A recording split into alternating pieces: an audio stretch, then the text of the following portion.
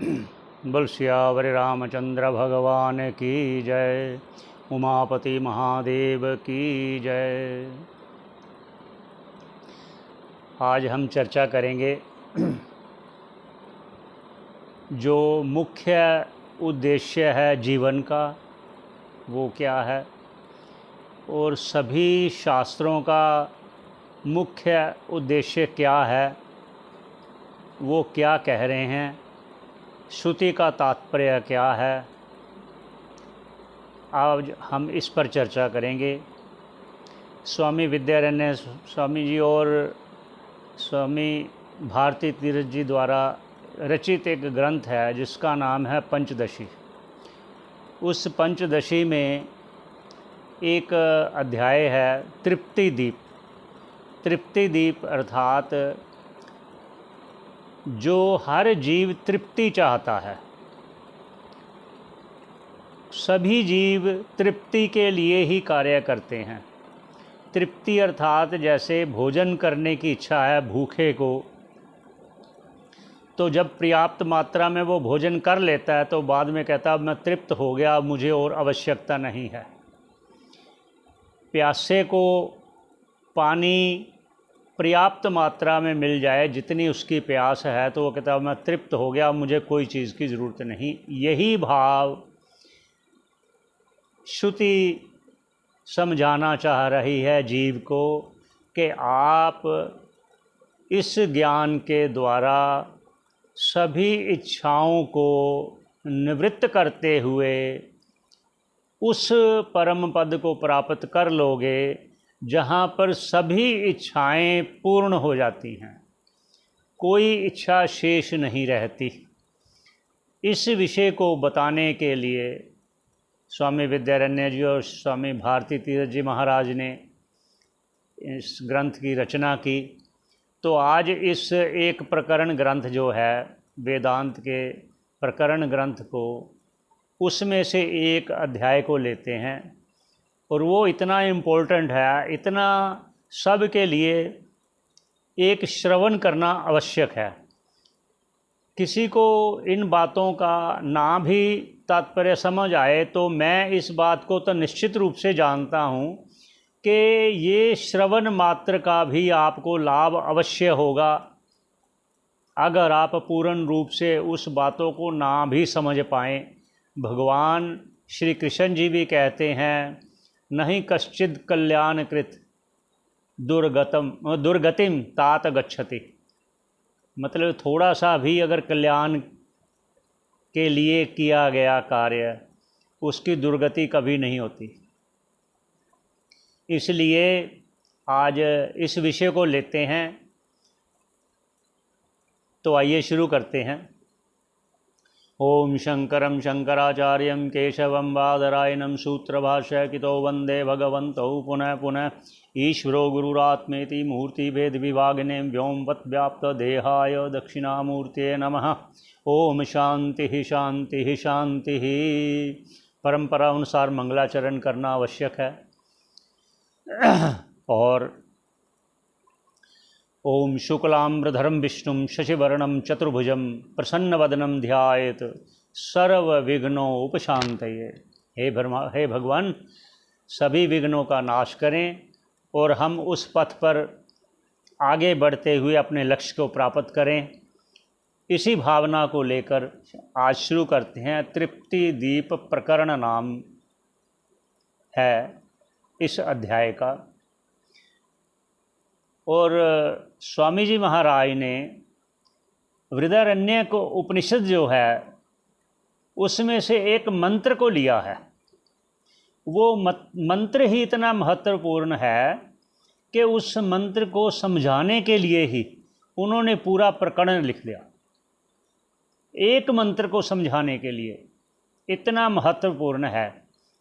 यद्यपि अगर सरल अर्थ करें तो वो समझ में आता है, लेकिन उनका तात्पर्य क्या है, किस विषय को लेकर वो ये कह रहे हैं, उसको वो कहने के लिए आगे चलते हैं।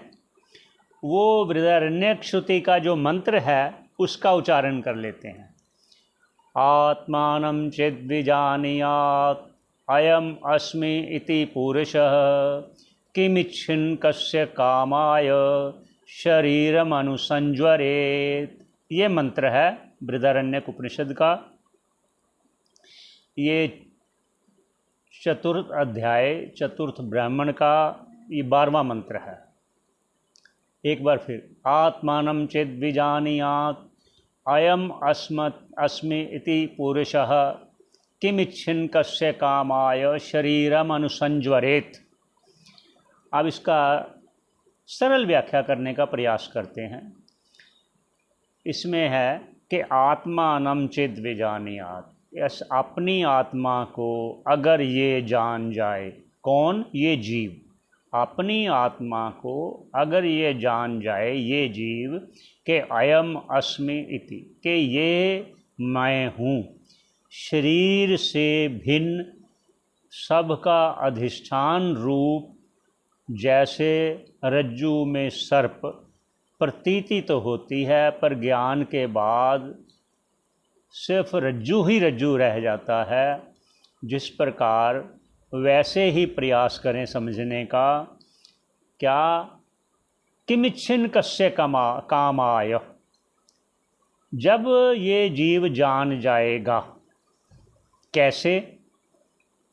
जैसे स्वप्न में सोया हुआ पुरुष सभी क्रियाएं करता हुआ उसी को सत्य मान रहा है, तो जब जग जाने पर वहाँ की सभी वस्तुओं की वो इच्छा नहीं करेगा। जिस प्रकार स्वप्न में उसने मान लो गाड़ी लिया, घोड़ा लिया, बंगला लिया, कुछ भी लिया, खाया पिया पहना, वो सब स्वप्न में उसे सत्य जो भास रहे थे, तो वो जगने के बाद क्या उन वस्तुओं की इच्छा करेगा? इसे किम इच्छन् कस्य कामाय, और किसकी इच्छा करेगा, क्योंकि वो तो मिथ्या थी। जगने पर पता चला ना। ऐसे ही जागृत में भी आप ये निश्चय कीजिए कि ये जगत मिथ्या है। अगर किमिच्छन् अर्थात ये वस्तुएं जो मिथ्या है उसकी फिर इच्छा क्या करनी है? अरे कस्य कामाय। अब यहाँ ये कह रहे हैं कि जो जैसे स्वप्न में कौन खा रहा था, कौन पी रहा था, कौन भूखा था, कौन किसने व्रत रखा था, कौन जा रहा था, कौन तीर्थ स्नान कर रहा था, आदि आदि जो भी, वो कौन था? वहाँ तो कोई ऐसा था नहीं। वो प्रकाशित करने वाला ही आत्मा है, वही साक्षी है, उसी के अधिष्ठान के रूप में वो सब प्रतीति हो रहा था। इस प्रकार आप फिर किसके लिए इच्छा करोगे? अर्थात किस पदार्थ की इच्छा करोगे, मिथ्या पदार्थ की, और किस इस मिथ्या भोगता के लिए करोगे, ये कह रहे हैं। तो फिर आगे क्या कह रहे हैं? किम इच्छन् कस्य कामाय शरीरम अनुसंज्वरेत्। जिस प्रकार जागृत में हाय मैं ये खा लूँ, हाय मैं भूखा हूँ, हाय मुझे तकलीफ़ हो रहा है, मैं गर्मी सर्दी, ये दुख संताप जो शरीर को लेकर हो रहा है तो उनका तात्पर्य है कि जो शरीर तो एक मिथ्या है, जैसे स्वप्न में देखने वाला बहुत से अपने मित्रों को और जो बीत गए, जो इस दुनिया को छोड़ गए ऐसे व्यक्तियों को भी देखता है, वो माया के द्वारा मन ही माया रूप में उसको ये दर्शाती है कि ये अमुक है, ये अमुक है, ये अमुक है। माया के कारण, निद्रा दोष और माया के कारण वो उसको सत्य मान बैठता है। जिस प्रकार वो सभी देखी हुई, जिनसे बातें की, जिसके साथ गया आया व्यवहार किया, वो सभी जितने भी देहें थी वो मिथ्या थी नहीं, जगने पर पता चला। ऐसे ही जब बोध हो जाएगा शास्त्र और गुरु वचन के अनुसार, तो वो फिर किस देह के लिए संतप्त होगा? वो कहते कस्य कामाय शरीरम अनुसंज्वरेत्, शरीर के ताप से खुद तप्त होगा। ये इसका सरल प्रयास किया है। तो आगे ग्रंथकार क्या कहते हैं? अस्य श्रुतिरभिप्रायः सम्यगत्र विचार्यते जीवन मुक्तस्य या तृप्ति सा तेन विशदायते।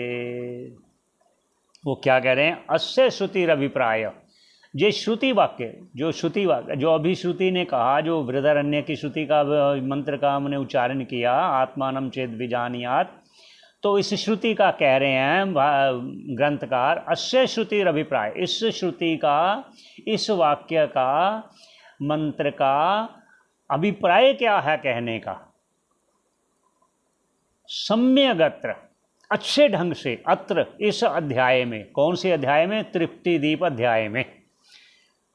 अत्र विचार्यते, हम विचार करेंगे, भली प्रकार से विचार करने का प्रयास करेंगे। कैसे? क्या?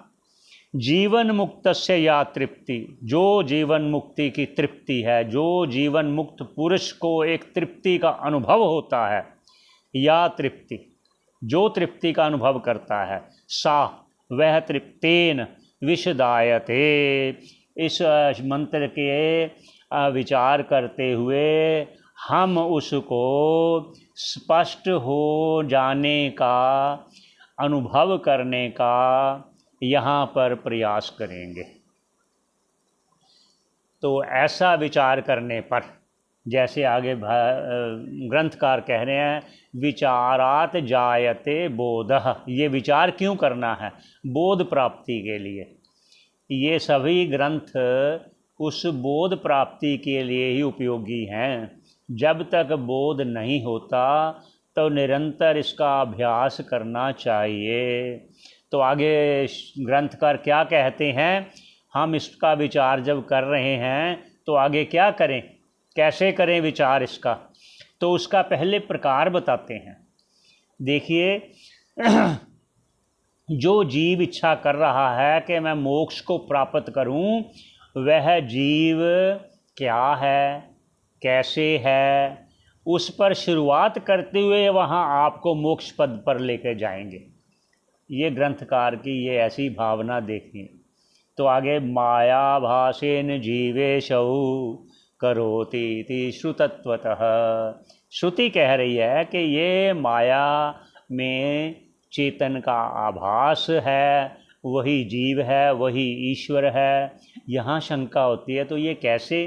जीव भी वही है और ईश्वर भी वही है। कहने का मत अर्थात कि ये माया उपहित जो चेतन है, वही पूर्व संस्कार के कारण जीव कहलाया। जब वो पूर्व संस्कारों को अपने शास्त्रों के श्रवण द्वारा, गुरुमुख द्वारा, उपदेश द्वारा उस बोध को प्राप्त कर लेगा, तो वही ईश्वर कहलाएगा। तो भी फिर कैसे है?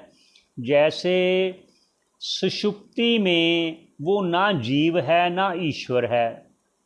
जब गाढ़ निद्रा होती है तो वो अपने आप को भी नहीं जानता कि मैं कौन हूँ, बस इतना जानता कि मैं हूँ, मैं हूँ। जगने पर बोलता है कि मैं सुखपूर्वक सोया, लेकिन कुछ पता नहीं चला। ये जगने पर बोलता है। आगे क्या कहते हैं? कल्पितौ एव, ये दोनों कल्पित हैं। कौन? जीव और ईश्वर। कल्पना किसकी है? माया की माया ने कल्पना की है, लेकिन माया भी अकेली नहीं कर सकती। आगे वो कहेंगे कैसे। माया भी अकेली नहीं कर सकती, इसलिए कल्पितौ एव, दोनों। कौन? जीवेशौ, जीव और ईश्वर। ताभ्याम, ताभ्याम मतलब उन दोनों से, जीव और ईश्वर से। सर्वम प्रकल्पितम, सर्व, सारा ये जगत जो है कल्पित भी नहीं कहा, प्रकल्पितम, बड़े अच्छे ढंग से इतनी कल्पना की कि सत्य भास रहा है सभी को। इस ढंग से किया। जिस प्रकार जादूगर दिखाता है जादू अपना, सभी को पता है कि जादूगर है, जादू से दिखा रहा है, फिर भी उसको सत्य मान बैठते हैं कुछ देर के लिए। लेकिन यहाँ पर माया है ईश्वर की, ये जब तक नहीं चाहेगी उसका भ्रम दूर नहीं होगा, वो ईश्वर की शरण होने पे होगा। आगे क्या कहते हैं?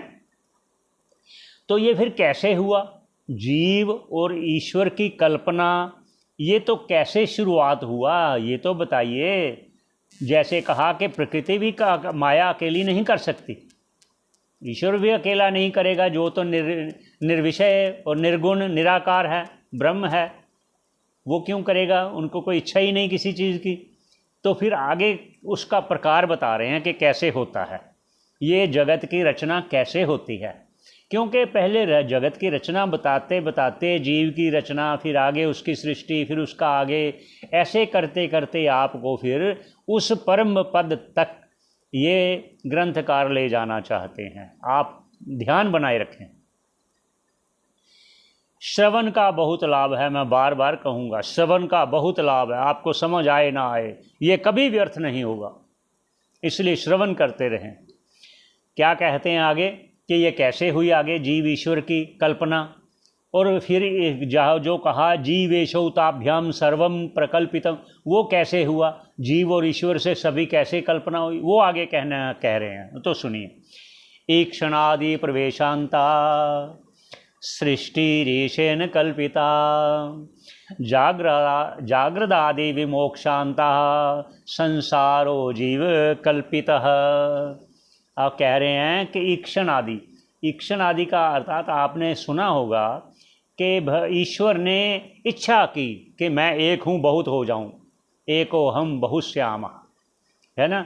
एकम सत विप्रा बहुधा वदंती, एक ही सत्य को ज्ञानी जन बहुत प्रकार से बताकर उस परम पद का जो प्राप्त करने का लक्ष्य है वो कहते हैं। ईक्षण आदि, इसलिए ईक्षण किया ईश्वर ने। वो कैसे किया? जब माया उपहित चेतन जब होगा तो वो ईश्वर होगा। वो ईश्वर माया के कारण आगे कल्पना करेगा। कल्पना माया के सहित होती है। अकेला ईश्वर जो है, जो सत्य है, जो ब्रह्म है, वो निर्गुण निराकार होने से, वो आप्त काम होने से उसे कोई कामना नहीं।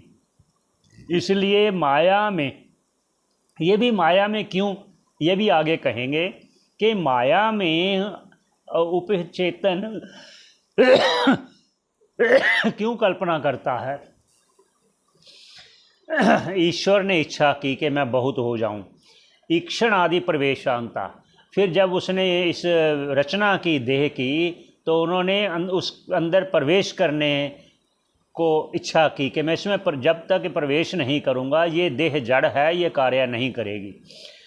और उसी ने सृष्टि ईशेन कल्पिता, ये सृष्टि उस ईश्वर की कल्पना है, कल्पना मात्र है। कैसे? जिस प्रकार एक कुम्हार ने, कुलाल ने घट का निर्माण किया, जैसे ही घट बना तो घटाकाश वो घट को लेकर हो गया। ये भी आगे कहेंगे, विस्तार से कहेंगे, ताकि आप इस बात को समझ सकेंगे।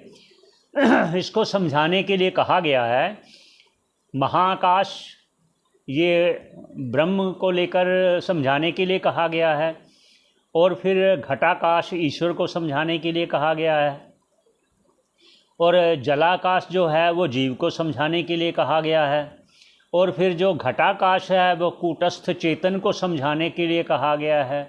ये चारों जो आकाश का एक भेद बताया है, ये क्यों बताया है, ये भी आगे चलकर बताएंगे, उसका करेंगे विस्तार।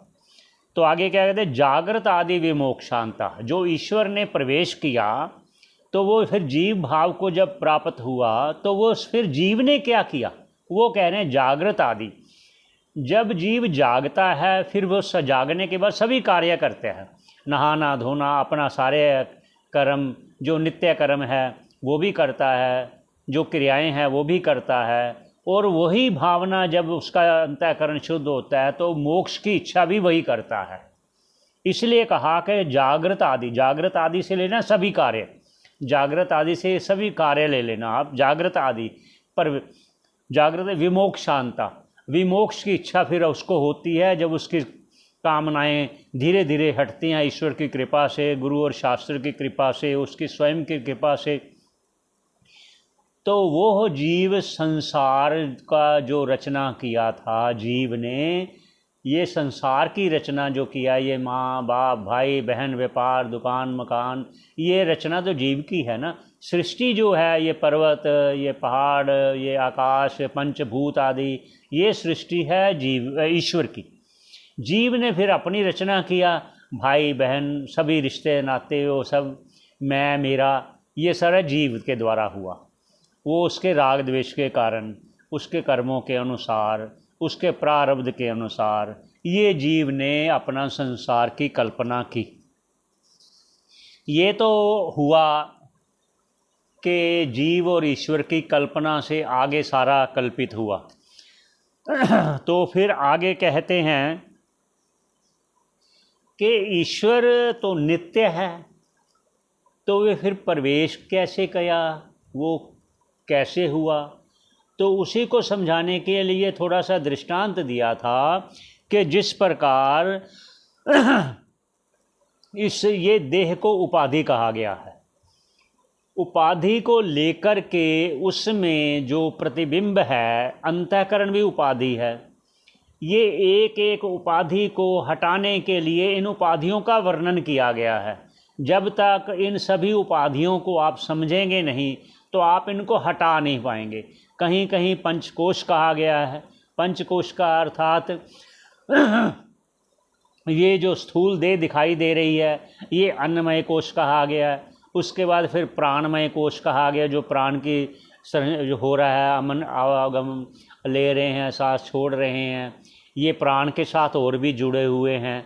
क्या जुड़े हुए हैं? सभी मन बुद्धि सब जुड़े हुए हैं, क्योंकि अकेला प्राण तो नहीं कुछ करेगा ना, अंतःकरण के साथ ये प्राण जुड़ा हुआ है। तो ये प्राणमय कोश हो गया, ये दूसरा हो गया। तीसरा फिर हो गया मनोमय कोश। मनमय मन और सभी जो इंद्रियां हैं उनके साथ जो हो गया उसको मनोमय कोश कहेंगे। ये सभी उपाधियां आती रहेंगी। फिर मनोमय कोश के बाद फिर आ गया विज्ञानमय कोश। इसको बुद्धि के लेकर के सभी कर्म इंद्रियां, ये साथ साथ क्यों कह रहे हैं? क्योंकि देखिए, जब तक मन कर्म इंद्रियों के साथ जुड़ेगा नहीं तो वो काम कर्म में वो फोकस ना रहने के कारण वो नहीं गिना जाता। मन जब बुद्धि के साथ जुड़कर नहीं करेगा तो वो बुद्धि भी नहीं गिनी जाए। कैसे? जैसे मान लीजिए हम अपने ध्यान में बैठे हैं, कोई पूछ ले आपने अमुक व्यक्ति को देखा जाते हुए, आपने नहीं, मेरा ध्यान नहीं था, मैंने नहीं देखा, यद्यपि वो गया होगा सामने से, क्योंकि मन वहाँ नहीं था, इसलिए मन को साथ साथ जुड़ा। तो मनोमय कोश हो गया। उसके बाद फिर विज्ञानमय कोश, विज्ञानमय कोश के बाद फिर मनोमय, विज्ञान में फिर आनंदमय कोश। आनंदमय कोश जो है वो सबसे आत्मा के निकट है, वो आनंदमय कोश है। प्रिय मोद प्रमोद, ये तीनों वृत्तियों को लेकर आनंदमय कोश कहा गया है। एक कहीं कहीं पर इनको और संक्षेप में कहने पर कहा गया स्थूल देह, सूक्ष्म देह और कारण देह। जब तक इन बातों को आप समझ नहीं पाओगे तो आगे का वो प्रसंग आप नहीं समझ पाओगे, इसलिए इसका भी चर्चा करना आवश्यक है। तो आगे फिर चलकर ये ईश्वर की आगे क्या रचना, ईश्वर तो व्यापक है, वो आपने कैसे ऐसे कहा।